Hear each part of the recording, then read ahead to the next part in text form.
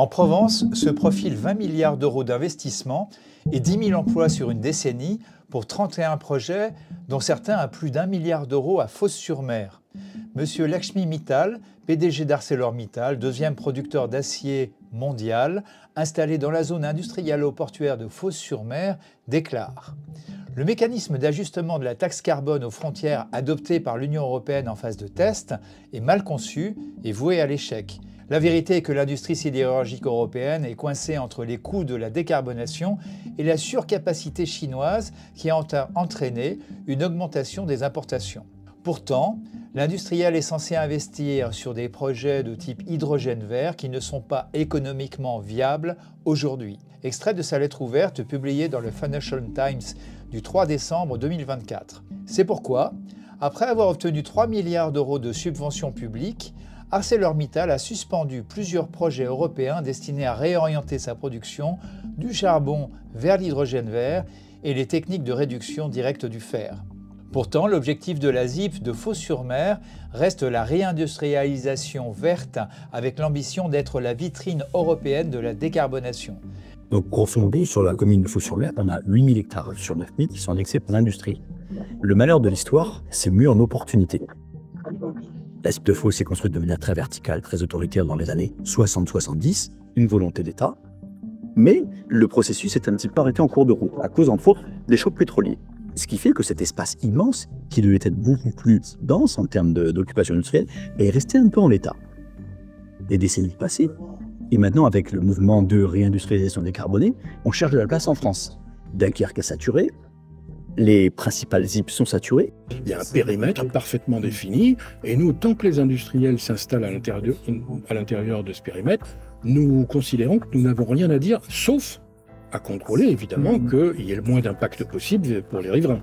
Et donc on a besoin des industriels, mais il ne faut pas qu'ils empiètent trop sur nous, et même à la limite, s'ils pouvaient ne pas empiéter, ça nous rassurerait. Donc décarboner l'électricité, eh bien, on a un exemple derrière moi, ça peut être par les énergies renouvelables, donc ici éoliennes, le solaire également. Ensuite, il y a d'autres sources d'énergie qui sont décarbonées, notamment le nucléaire. Par contre, c'est vrai que le politique aime bien avoir des choses simples à présenter. Donc on présente les choses de manière simple. Au départ, on raisonne sur des présentations, sur des belles images. Donc là, c'est facile de révolutionner le monde et de faire la transition énergétique sur une présentation PowerPoint. C'est très facile à faire. À un moment, il va falloir quand même passer à la technique. À un moment, il va falloir quand même passer à la planche à dessin. Et à un moment, il y a quand même des financiers qui vont demander des retours sur investissement. Ça va être garantir des performances, donc des histoires de rendement. Et là, il y a peu de chances que ces projets aillent plus loin et sortent de terre si ça ne respecte pas ces paramètres. L'hydrogène est un gaz, donc un molécule H2, qui est déjà très utilisé, notamment dans l'industrie pétrolière, donc pour le raffinage, et dans la production d'ammoniac et donc en sous-produit des engrais. Je dirais que le procédé central, c'est l'électrolyse, avec différentes technologies d'électrolyseurs, et qui nécessitent en fait des développements encore aujourd'hui. Les rendements sont de l'ordre de 30-40%. C'est-à-dire qu'il y a 60% de l'énergie électrique que vous injectez dans votre système qui va devenir principalement de la chaleur.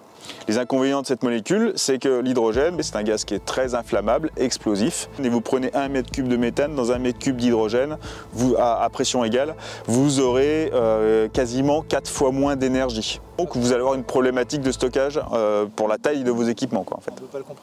Ce qui me fait dire que personnellement, l'hydrogène sorti d'un contexte industriel, ça me semble peu raisonnable, en tout cas pour des grosses installations. L'industrie, tout l'écosystème autour de l'hydrogène, ce qu'on constate aujourd'hui, c'est qu'il y a un fort ralentissement. Le marché, aujourd'hui, il n'existe pas. Il n'y a pas grand monde pour acheter de l'hydrogène 3, 4, 5 fois plus cher que l'hydrogène gris. Et le réel aujourd'hui, c'est que les électrolyseurs ne donnent pas en fait les performances qui étaient annoncées. On est sur un territoire qui a quand même beaucoup donné quand même à l'industrie depuis une cinquantaine d'années. Donc c'est à la fois toute la zone industrielle ou portuaire de Fos, mais c'est aussi Martigues-la-Véra, c'est aussi Berre-l'Étang, tout ce qui se passe autour de Marignane, Châteauneuf-les-Martigues, etc. Et je pense que c'est vraiment, il faut sanctuariser. Alors c'est vraiment la sanctuarisation des espaces naturels pour justement montrer comment on sait faire cohabiter, et ce pour la population et pour le bien-être de tous, à la fois de l'activité industrielle parce qu'il en faut sur le territoire, mais aussi des espaces naturels où les habitants puissent se détendre et profiter. Mais on aimerait davantage aussi que les industriels, que le grand port nous parlent de sobriété. C'est-à-dire qu'on est toujours dans cette folie quelque part de dire on a toujours besoin de plus et de plus et de plus. Je citerai un exemple sur l'ammoniac ou sur l'hydrogène. Quand on regarde les utilisations actuelles de l'ammoniac et de l'hydrogène, c'est pour beaucoup pour le raffinage du pétrole, pour la fabrication des armes et des engrais.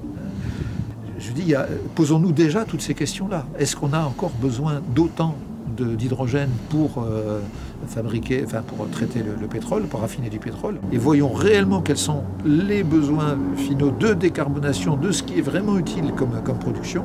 Et là, effectivement, peut-être qu'on s'apercevra que oui, il y a des choses à faire, mais peut-être pas à l'échelle qu'on nous décrit aujourd'hui, et donc nécessitant autant de lignes à haute tension, autant d'autoroutes, autant de destruction quelque part.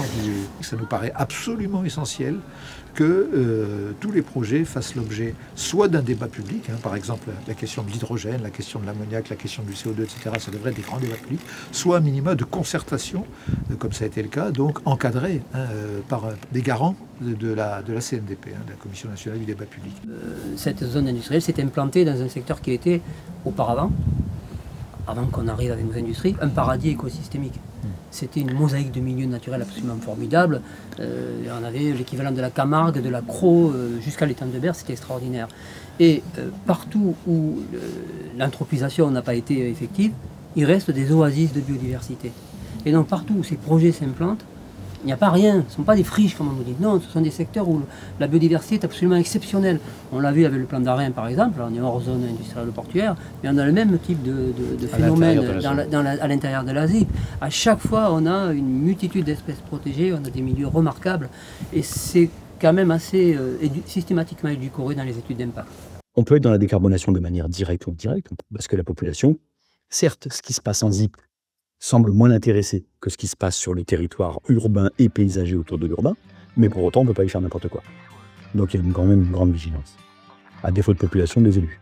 Le passé nous démontre que la transition énergétique est un leurre, car que ce soit le bois, le charbon, le pétrole, le nucléaire ou les énergies dites renouvelables, l'histoire nous montre que les énergies s'additionnent les unes aux autres au lieu de se remplacer.